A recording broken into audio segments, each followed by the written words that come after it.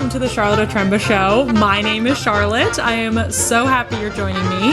It is episode number 9. Can you believe it? And wow, one away from episode 10. I am so excited for episode 10. We have a little surprise for you.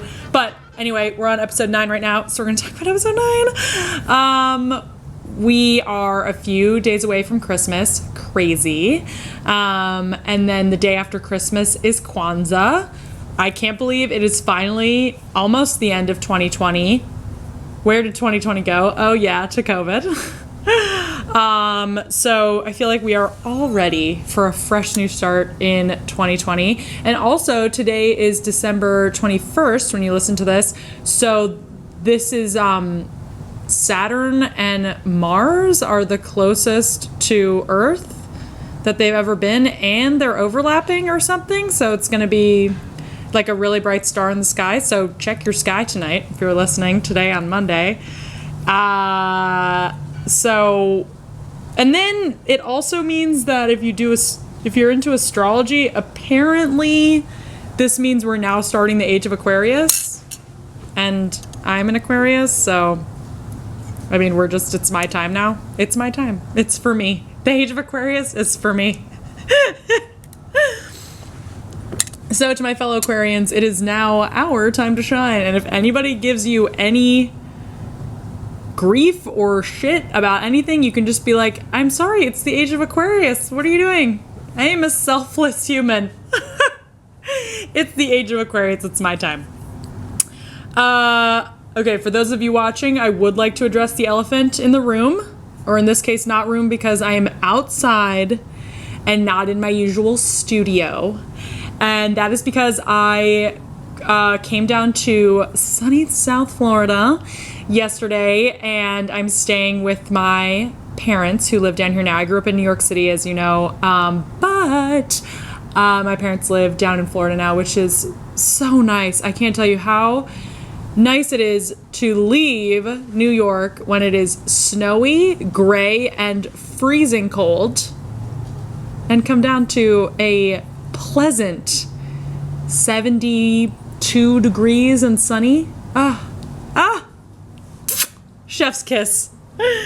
So I'm very lucky and I'm so happy to be here, but that also means that I'm doing my podcast from outside, so I got a little outdoor action here. So hopefully the sound is still adequate, and I'm gonna also be working on not maxing out my mic and blowing out your ears, so I'm trying to be a little bit better here.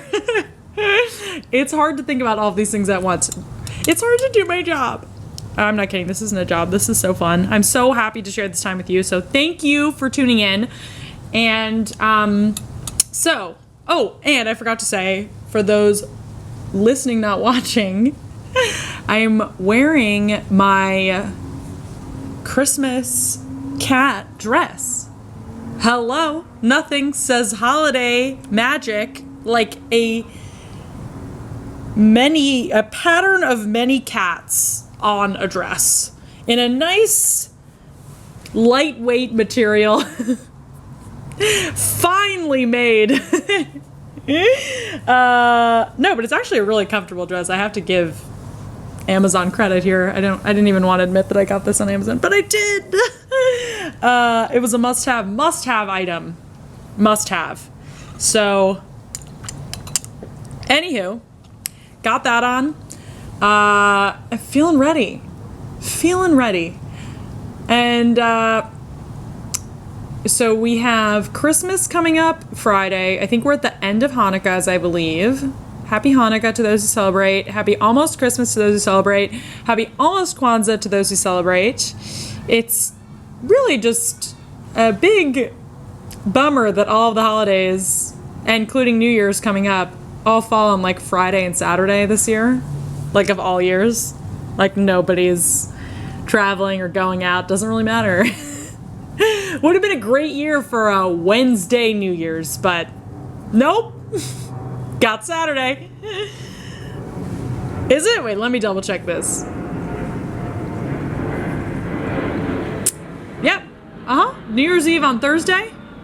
New Year's Day on Friday.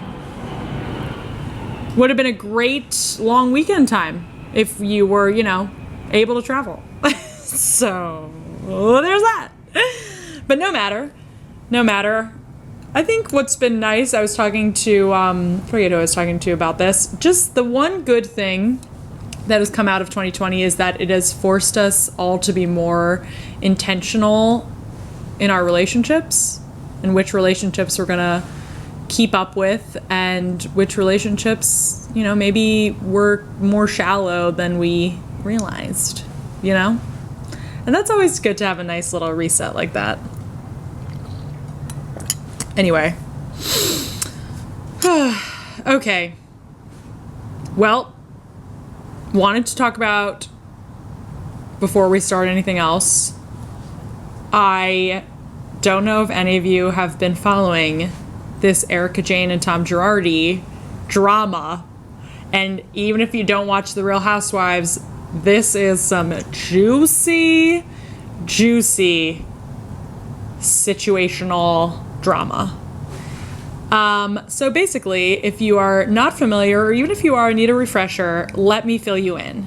Basically, Tom Girardi is a well-known lawyer, and he most famously was known as the lawyer in Erin Brockovich, I believe, or he's somehow connected to the Erin Brockovich thing, and that really catapulted him into fame, and he became known for taking on cases against, of like sort of the little guy against big corporations that were doing things that were not environmentally sound, like pollution or health risks or harming people, and helping people win suits against big businesses that hurt them health-wise. Okay.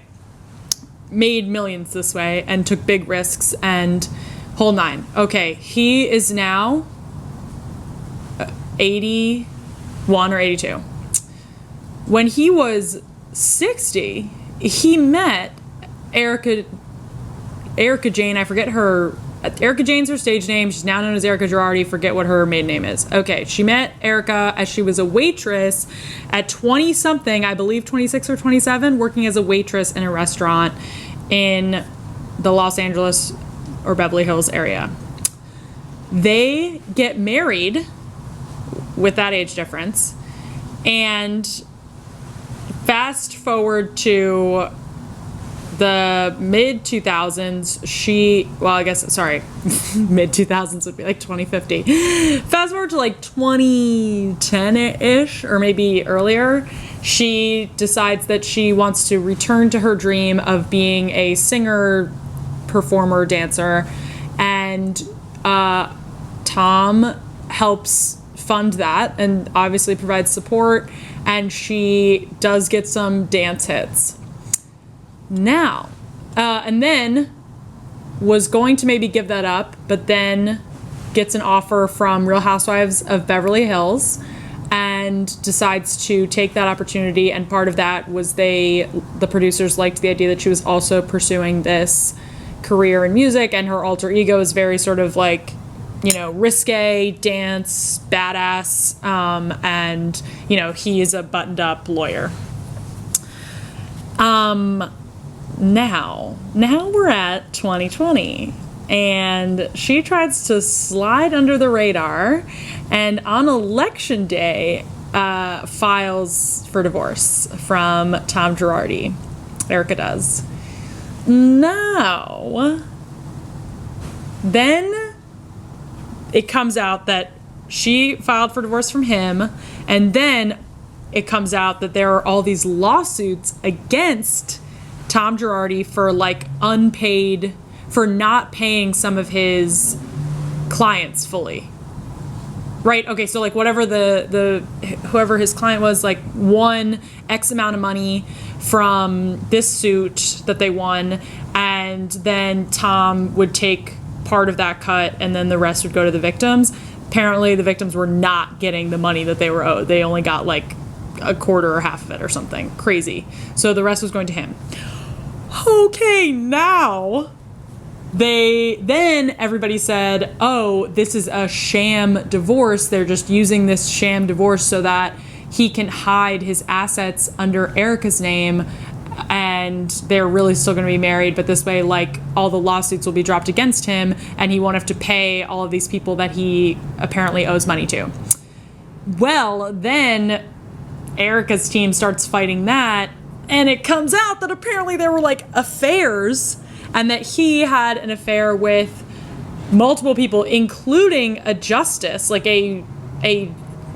somebody very high up, and that that Erika also had an affair, and rumors are saying Scooter Braun, and that Scooter Braun's wife is going to be filing for divorce on Christmas so as not to draw attention to it. And then apparently in court recently, the judge was demanding that Tom Girardi pay, and apparently he said, I used to have $80 million in cash and I don't know where it all went. I have nothing left. What? And now the judge or whoever, they've frozen all of their assets to the point where Erika can't even continue selling her clothes. She started selling all of her, like, designer clothes online. How nuts is this? And the fact that Tom at 81 or 82 is having affairs when Erika is young and hot? What? And then she apparently posted on Instagram, but then immediately deleted, like, all of these receipts, apparent text messages between him and this justice that look like they were typed on a flip phone. And then more sleuthing on the internet, like, people were like, yes, this is from his phone. They found some paparazzi photo of him holding up a flip phone, and then based on one of the photos or whatever, they think they're from 2011. I mean, what? So, and then he's like, I don't know where it all went. I can tell you where it all went. Probably to her $50K a month glam squad and all the private jets you guys take and all of the people working for you that we just don't really know what they do. And these, like, designer clothes and jewelry and all of this, like, so over the top. That was, like, her whole MO. Her video, Expensive to Be Me, is really not going to play well in court. When the creditors are going to be like, okay, yeah, here we go. And the victims are like, remember when I was dying and you won me money so that I could maybe try to survive? Oh, there it went. There it went. At least her hair looks good, you know? At least they didn't have to fly commercial. They had to fly private. Oh, phew, the money went to a good place.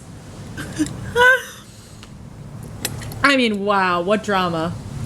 I mean, seriously. Imagine. I also just think that...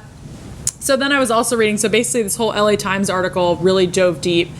And that's my main source. And I think what's nuts is that he basically started, by the end, sort of taking on cases as, like collateral to the people he owed money to. So he owed a bunch of people a bunch of money, and then he would say, oh, well, I'm about to win this case. And so basically it was just staying afloat that way. Like, he never... It was all just to pay the last person. Each case he won, it became that each case he won was to pay the last person. And apparently, like, he is a sole owner of his law firm and partner, so, like, there's nobody else to kind of check the power, and, like, a bunch of people have resigned anyway before all this came to light, and then obviously when this came to light, because there's just no path upward in the firm. Isn't this nuts? I also just feel like at a certain point, like, he's 82 or 1 or something. At a certain point, I think you just gotta retire. Just ride off into the sunset. You're riding high. I do feel like your decision-making capability does start to go down. I mean, I get that there's wisdom, but this guy clearly was, like, off the wagon. Or becoming too cocky, which seems to be another common symptom. Or trait, whatever. Anyway, I had to dive in. I think what's going to happen next is that Erika is going to use Real Housewives this coming season to paint a sympathetic picture for herself, which I don't blame her. You have the way to do it, do it. What's really sad is that Tom Girardi did so much good for so many people. Really won some amazing cases and really helped a lot of victims. And it's just really sad that this is going to be like the last big news story about him. So like when people, after he passes away, look him up, like they're going to find all this. Which is just so sad. And yeah, I really don't know. I mean, it sounds to me like they're gonna have to sell off all of like their house and everything to try to start paying people back. And I feel like Erika is gonna have a real lifestyle adjustment, and he is gonna be like, I don't know why you would get divorced at 81. Like, this is when unfortunately, you're gonna start deteriorating physically. This is when you need a partner. Just so sad. Oh, my cat just went by. Portia. Portia named after the Shakespeare character, not the car company. Just so we're clear. And if you don't know who Portia is, Portia, then look up The Merchant of Venice. Okay. Wow. What a time. What a time. Okay, great. Next, some things that have bothered me this week. 1, padding in sports bras. Why? Why is it there? I don't know a single woman who puts on a sports bra and keeps the padding. And if you are one of those people, I'd like to know who you are. Because the whole point of a sports bra is to help stop the movement and make it more comfortable so that you can do arm movements, which would mean flatter than they are naturally. Padding just puffs it out more. It bothers me so much. Okay, yes, it's removable, thank you. I don't want them there to begin with. Why are they there? For whom? It doesn't provide extra support, it just provides bulk. If we want more support, make the material thicker and make the straps tighter. I don't know why I have to say this. I am sure there are women who work at this company, and I'm sure they would be there to question such a decision. It drives me nuts. Every sports bra I buy. And then I have all these like floating cups around. Like in every drawer, just another like cup or padding. Like, oh, there it is. From another bra I had to take it out of. Oh. I just feel like that's just an old school, like, somebody put that in there like, oh God, make sure we don't see the nipples. Whoa, freak out. We don't need them. And you can't see them anyway. Everything's covered. Okay, next. Next thing that bothered me this week and always is, you know, in those couples, and I feel like this is such an LA couple thing. I don't want to generalize about a whole county and coast even. Would dare to say it's maybe a West Coast thing. Dare to say maybe a California thing. This is specifically one type of couple. A heterosexual couple where the guy is much older than the girl, and the girl wears like really nice clothes and like gets dressed up, looks nice, and the guy wears a sweatshirt. They'll be going to a very nice dinner at a steakhouse, at a nice Italian restaurant, and checking into a nice hotel. Girl, dress, heels, beautiful handbag, hair done. Guy, sweatshirt. Sweatshirt and or sweatpants. Usually both. Sir, that is not an outfit. That is a set. That is a sweat set. You have done no work. And if it's designer, I don't care. That doesn't make it nicer. It is still a sweat set. And then they'll like put a necklace on as if that helps it.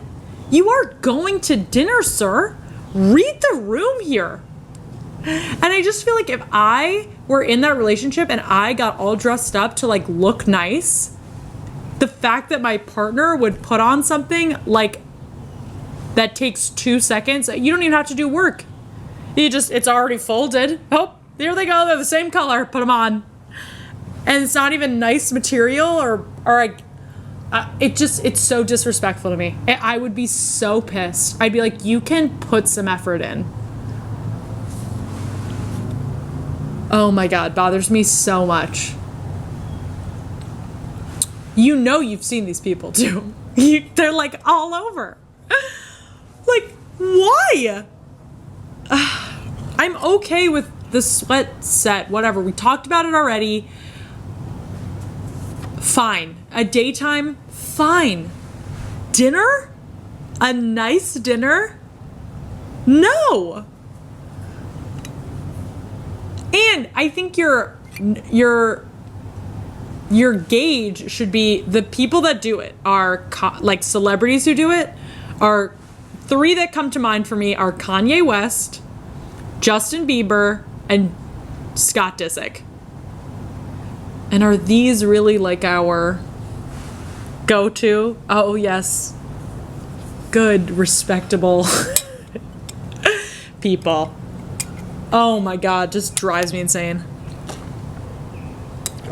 All right. Next. I don't know about you guys, but in 2021, I need to cut down on my Twitter consumption time.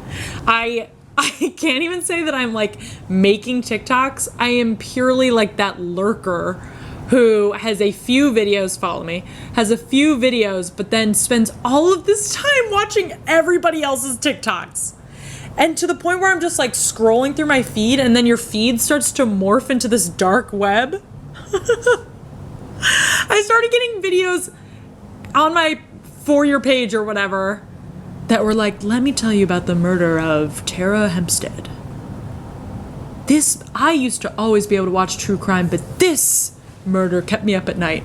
And suddenly after watching like 10 of them all the way through and then subsequently Googling and reading full articles and Wikipedia pages about these murderers and serial killers, I was like, what has my page become? And who am I? I am on the dark side of TikTok. And then you have to just change it by ignoring the videos, I guess. But then I'm also so curious, like I want to watch more.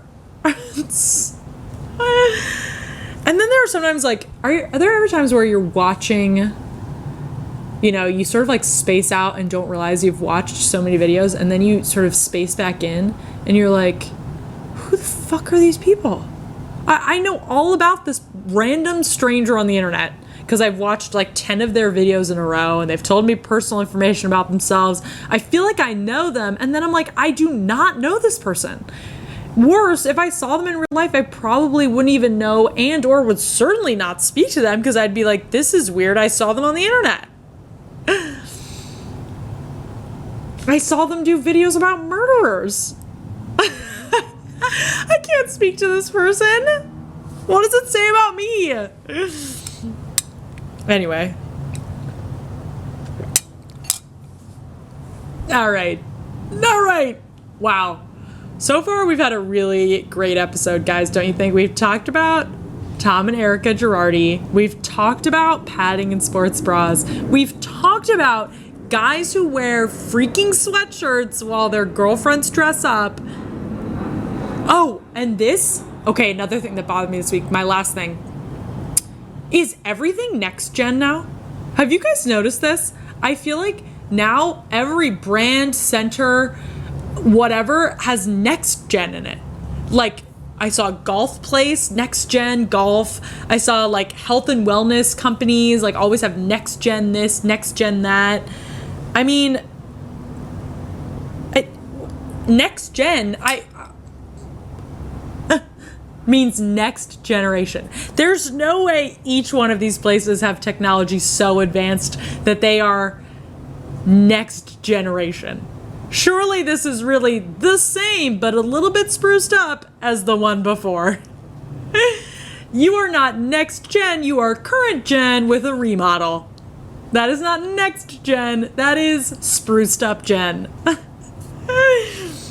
I just pictured like a girl named Jen, just like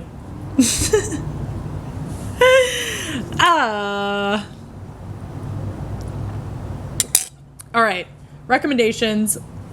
My rec for this week is handwritten thank you notes. Hear me out. I feel like this is a bit of a lost art, and I feel like it means so much to people when you receive a handwritten thank you note in the mail, especially right now when, you know, you're at home more, that's for sure. So any sort of mail or package that arrives feels so special.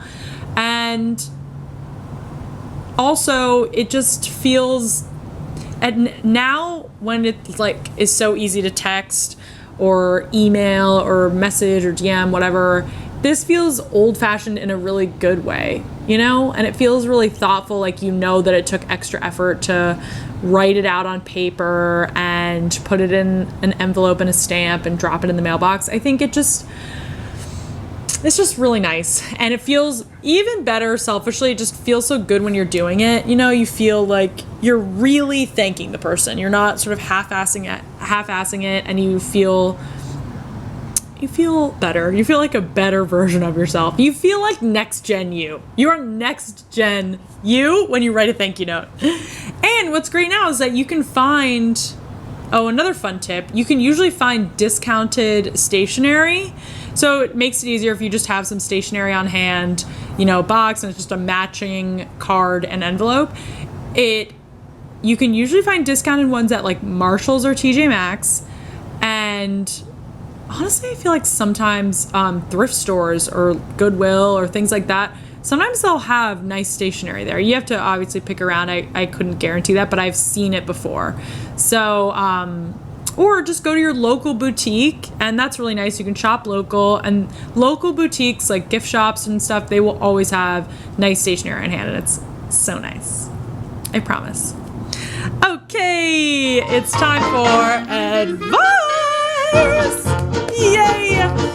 Okay, so last week we did mostly gift advice. This is still holiday related, but advice related to the holidays. Okay, here we go. Number 1, we have, I normally only see these family friends once a year for the holidays. This year we aren't going to see them because we're, I'm guessing, separated for COVID. Do we still need to give them a gift? Okay, great question. I would say that depends. So, depends how close you are to them. I will say I think you could still give a gift. Bottom line. I think it would be nice. Now, I don't think you need to spend a lot on it. I think if you just send a nice note, and maybe if they live close by, you could drop off a bottle of wine. If they don't live close and you need to mail it, I think you could mail some homemade baked goods, or mail a nice treat, or send from your favorite, you know, online store, like a baked good or something like that. I think then it just shows that maybe you're thinking of them and you wish you could spend the holiday together, but maybe next year. And I would just do that.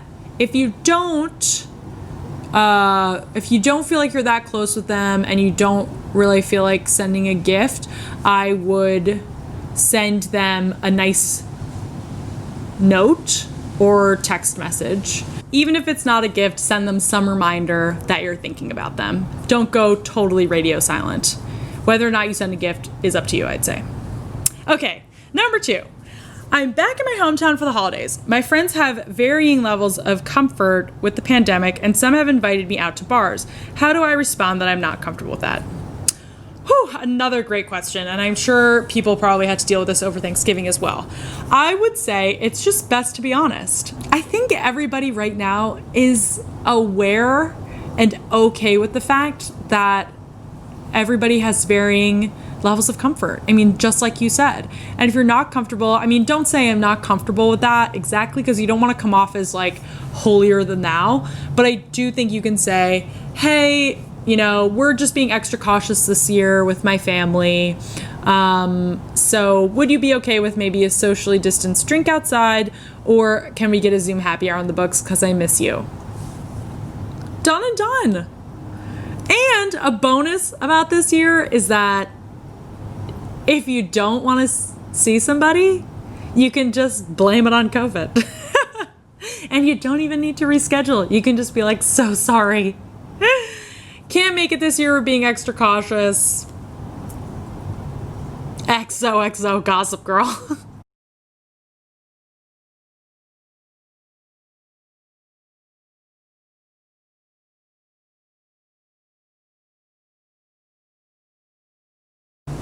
Okay, so in honor of Christmas, I wanted to read a little bit about the history of Santa Claus because why not?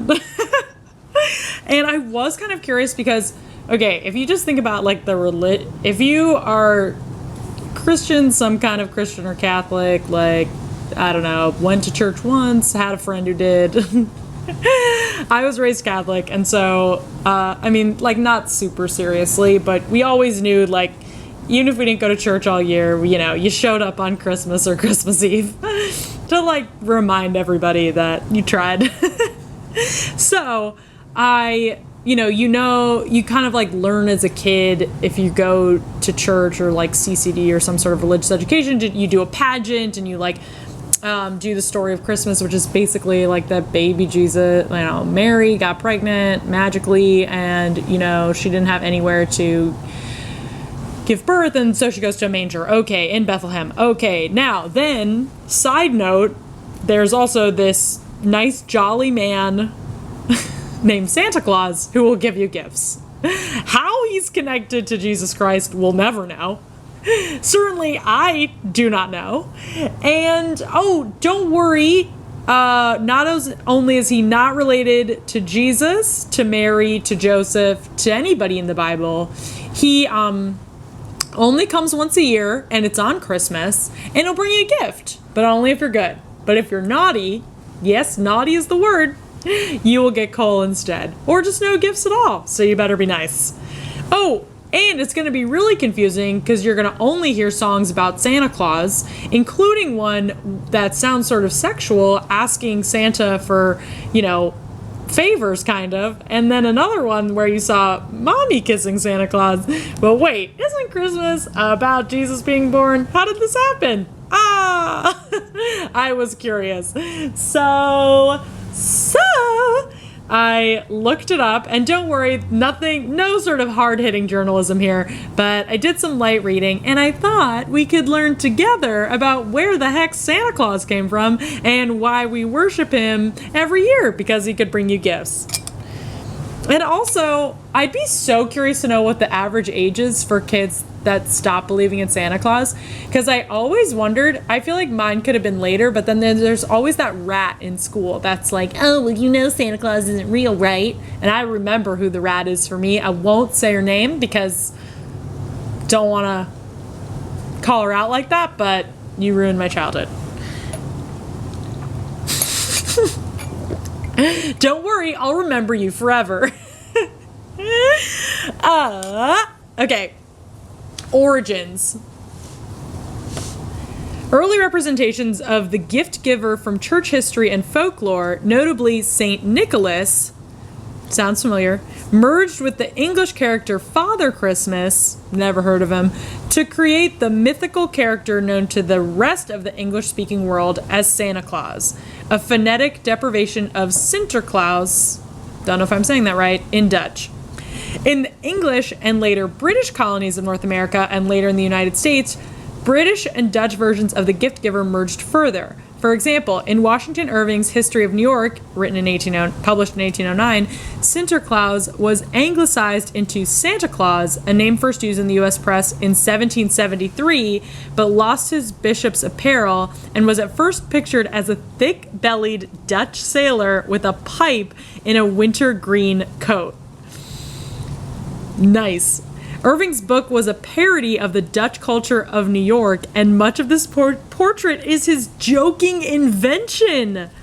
Irving's interpretation of Santa Claus was part of a broader movement to tone down the increasingly wild Christmas celebrations of the era, which included aggressive home invasions under the guise of wassailing. I don't know if I'm saying that right. Wassailing. Okay, under the guise of wassailing or wassailing, the tradition of wassailing falls into two distinct categories: the house visiting wassail and the orchard visiting wassail. The house visiting wassail is the practice of people going door to door singing and offering a drink from the wassail bowl in exchange for gifts. Okay, so this used to be what was done on Christmas time, along with substantial premarital sex leading to shotgun weddings in areas where Puritans, waning in power and firmly opposed to Christmas, still held some influence, and public displays of sexual deviancy. The celebrations of the era were derided by both upper-class merchants and Christian purists alike. Well, hello, Christmas! So then they were like, okay, let's get a jolly guy who has a naughty and nice list to fix this? Feels like it was an idea from one of the misbehaving crews doing some wassailing. Yeah, okay, we have an idea. We have this nice jolly guy and you can sit on his lap and you can tell him what gifts you want. And if you're good, he'll give them to you. Yeah, okay. Okay, we'll read a little more. In 1821, the book A New Year's Present, okay, blah, blah, blah. Okay, so another book was published, and along with an anonymous poem describing Santa Claus on a reindeer sleigh bringing presents to children. Some modern ideas of Santa Claus seemingly became canon after the anonymous publication of the poem A Visit from St. Nicholas, better known today as The Night Before Christmas, in the Troy, New York Sentinel on December 23rd, 1823. Okay. Clement Clarke Moore later claimed authorship, though some scholars argue that Henry Livingston Jr., who died 9 years before Moore's claim, was the author. Saint Nick is described as being chubby and plump, a right jolly old elf with a round little belly. Oh, so is Santa an elf? Is that why he has elves? Because he's also an elf? But he's a bigger elf? How does that work? Something's not consistent here. Saint Nick is described... Okay, Saint Nick is described as being chubby and plump, a right jolly old elf with a round little belly that shook when he laughed like a bowl full of jelly, in spite of which the miniature sleigh and tiny reindeer still indicate that he's physically diminutive. The reindeer were also named Dasher, Dancer, okay, that's the same. Okay. So that's crazy. I did not know that Santa Claus was also an elf. That got changed in there somewhere. Okay, by 1845, Kris Kringle was a common variant of Santa in parts of the United States. A magazine article from 1853 describing American Christmas customs to British readers refers to children hanging up their stockings on Christmas Eve for a fabulous personage whose name varies. Okay, blah, blah. In Pennsylvania, he is usually called Krish Kinkle, but in New York, he is St. Nicholas or Santa Claus. Krish Kinkle? Really? Really? That's what you're gonna go with? Krish Kinkle? Krish Kinkle. Okay. Get your naughty and nice list. As the years passed, Santa Claus evolved in popular culture into a large, heavyset person. One of the first artists to define Santa Claus's modern image was Thomas Nast, an American cartoonist of the 19th century. In 1863, a picture of Santa illustrated by Nast appeared in Harper's Weekly. Thomas Nast immortalized Santa Claus with an illustration in the January 3rd, 1863 issue of Harper's Weekly. Santa was dressed in an American flag and had a puppet with the name Jeff written on it, reflecting its Civil War context. What? That can't be real. What? Who's Jeff? one. Okay. Okay, Jeff written on it. Jefferson Finis Davis was an American politician who served as president of the Confederate States from 1861 to, okay. And the House of Representatives before the American Civil War. Okay, I don't think we want to keep that. Yikes. Okay. Nuts.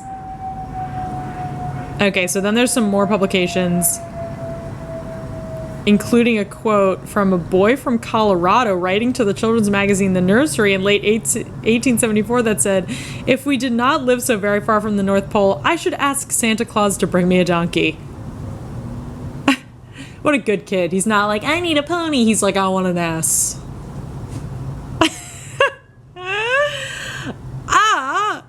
Okay. Okay. And then it just sort of continues to evolve. But that's pretty much where it started. And if you want to read more deeply, Wikipedia has a whole lot of info. Oh, we need to know ho ho ho. Ho ho ho is the way that many languages write out how Santa Claus laughs. Ho ho ho, Merry Christmas is the textual rendition of a particular type of deep-throated laugh or chuckle most associated today with Santa Claus and Father Christmas. The laughter of Santa Claus has long been an important attribute by which the character is identified, but also does not appear in many non-English speaking countries. The traditional Christmas poem, okay, blah blah. Ho ho ho. Wow, I could be Santa. Cast me now! Love it. All right. Well, that's all she wrote, folks. That's all they wrote about Santa Claus. So thank you so much for joining me. It means so much that you did. And I hope you have a wonderful holiday, wonderful week. And I'll see you next week for episode 10. Make sure you subscribe so you don't miss it. And if you wouldn't mind liking or leaving a review, it would mean so much. Thank you so much. Bye-bye.